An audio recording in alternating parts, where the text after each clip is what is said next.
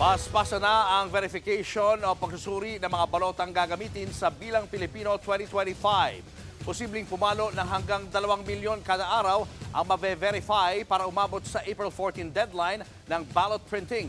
Nasa frontline ng balitang yan si Mon Gualvez.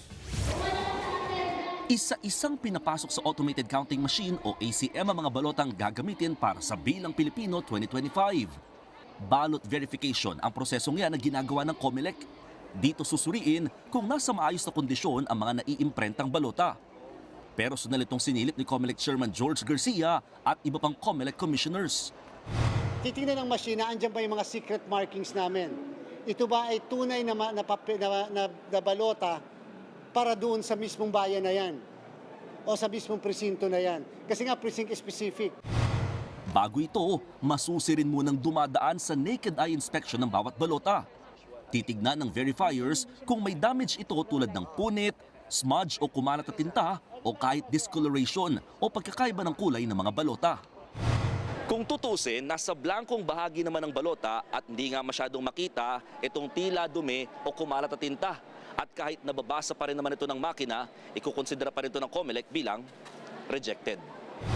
Ang problema, oras na may ma-reject na balota, kailangan nilang isingit kaagad ang pag-iimprenta ng magiging kapalit nito.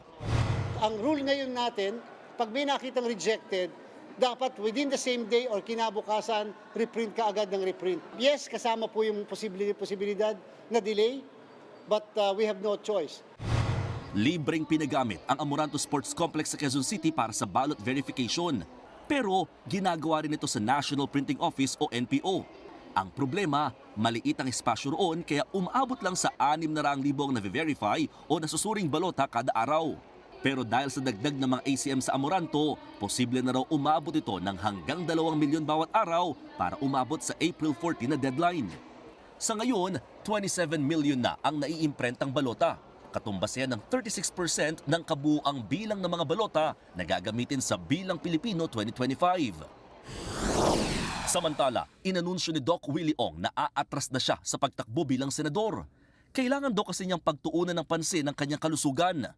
Wala pang formal na withdrawal na tatanggap ang COMELEC mula kay Doc Willie.